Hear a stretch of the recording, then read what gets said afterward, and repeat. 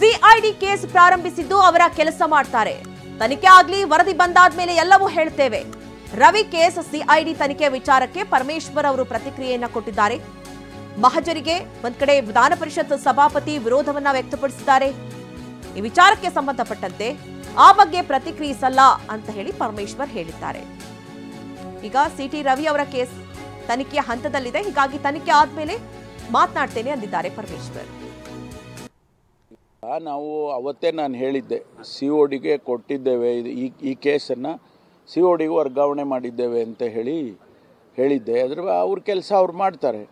COD ತನಿಖೆ ಪ್ರಾರಂಭ ಮಾಡಿದ್ದಾರೆ. ಸತ್ಯಾಸತ್ಯತೆ ಹೊರಗಡೆ ಬರಬೇಕಲ್ಲ, ಅದಕ್ಕೆ ಪ್ರಾರಂಭ ಮಾಡಿದ್ದಾರೆ. ಈಗ ನಾವು ಅವತ್ತೇ ನಾನು ಈ ಬಗ್ಗೆ ಹೆಚ್ಚಿನ ಡೀಟೇಲ್ಸ್ ಅನ್ನ ನೀಡ್ತಾರೆ ನಮ್ಮ ಪ್ರತಿನಿಧಿ ಕಿರಣ್ ಹನಿಹಟ್ಕ. ನೇರ ಸಂಪರ್ಕದಲ್ಲಿ ನಮ್ಮನ್ನ ಜಾಯ್ನ್ ಆಗ್ತಾ ಇದ್ದಾರೆ. ಕಿರಣ್, ಗಮನಿಸ್ತಾ ಇರೋ ಹಾಗೆ ಒಂದ್ ಕಡೆ ಸಿಟಿ ರವಿ ಅವರು ನಾನು ಅವಾಚ್ಯ ಪದವನ್ನ ಬಳಸಲೇ ಇಲ್ಲ ಅನ್ನುವಂಥ ಮಾತನ್ನ ಹೇಳ್ತಾ ಇದ್ದಾರೆ. ಇನ್ನೊಂದ್ ಕಡೆ ಕಾಂಗ್ರೆಸ್ ಕೂಡ ಕೆರಳಿ ಕೆಂಡವಾಗಿದೆ. ಈಗ ಸದ್ಯ ರಾಜ್ಯಪಾಲರನ್ನ ಭೇಟಿಯಾಗೋದಕ್ಕೆ ಸಿಟಿ ರವಿ ಮುಂದಾಗಿದ್ದಾರೆ. ಸದ್ಯ ಎಲ್ಲಿದ್ದಾರೆ, ಯಾವಾಗ ಭೇಟಿ ಆಗ್ತಾರೆ, ಎಷ್ಟೊತ್ತಾಗತ್ತೆ?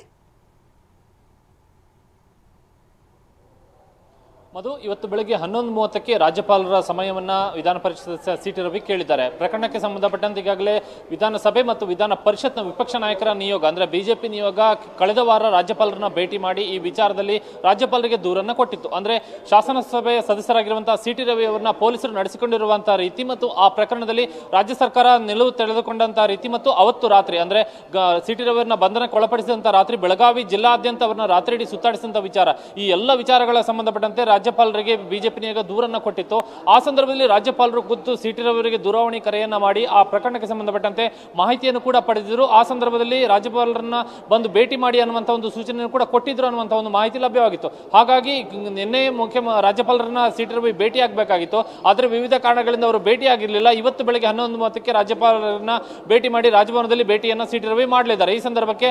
ಈ ಸಂದರ್ಭದಲ್ಲಿ ಆಗಿರುವಂತಹ ಘಟನೆ ಮತ್ತು ತಮ್ಮ ವಿರುದ್ಧ ಪೊಲೀಸರು ನಡೆದುಕೊಂಡಂತಹ ರೀತಿ ಮತ್ತು ರಾಜ್ಯ ಸರ್ಕಾರ ತಳೆದಂತಹ ಹೆಜ್ಜೆ ಇದೆಲ್ಲವನ್ನೂ ಕೂಡ ಅವರು ವಿವರಣೆಯನ್ನು ಕೊಡ್ತಾರೆ ಅನ್ನುವಂಥ ಒಂದು ಮಾಹಿತಿ ಲಭ್ಯವಾಗಿದೆ. ಇದರ ಜೊತೆಗೆ ಲಕ್ಷ್ಮೀ ಹೆಬ್ಬಾಳ್ಕರ್ ಅವರು ದೂರು ಕೊಟ್ಟಂತಹ ತಕ್ಷಣಕ್ಕೆ ತಮ್ಮ ವಿರುದ್ಧ ಪೊಲೀಸರು ತೆಗೆದುಕೊಂಡಂತಹ ಕ್ರಮ ಮತ್ತು ತಾವು ಕೊಟ್ಟಂತಹ ದೂರಿನ ವಿಚಾರದಲ್ಲಿ ಪೊಲೀಸರು ತೋರಿಸಿದಂತಹ ವಿಳಂಬ ನೀತಿ ಇದೆಲ್ಲದರ ಬಗ್ಗೆ ಕೂಡ ರಾಜ್ಯಪಾಲರ ಗಮನಕ್ಕೆ ಸಿಟಿ ರವಿ ತರ್ತಾರೆ ಅನ್ನುವಂಥ ಒಂದು ಮಾಹಿತಿ ಇದೆ.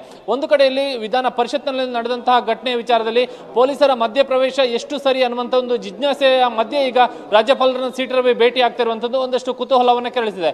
ರಾಜ್ಯಪಾಲರು ಈ ವಿಚಾರವಾಗಿ ಅಂದ್ರೆ ಘಟನೆ 19ನೇ ತಾರೀಕಿನಂದು ಘಟನೆ ನಡೆದಂತಹ ಸಂದರ್ಭದಲ್ಲಿ ಅಂದ್ರೆ ಅವತ್ತಿನ ದಿನವೇ ವಿಧಾನ ಪರಿಷತ್ನ ಸಭಾಪತಿಯವರಿಗೆ ದೂರವಾಣಿ ಕರೆಯನ್ನು ಮಾಡಿ ರಾಜ್ಯಪಾಲರು ಈ ಸಂಬಂಧವಾಗಿ ಪ್ರಕರಣಕ್ಕೆ ಸಂಬಂಧಪಟ್ಟಂತೆ ಮಾಹಿತಿಯನ್ನು ಕೇಳಿದ್ರು.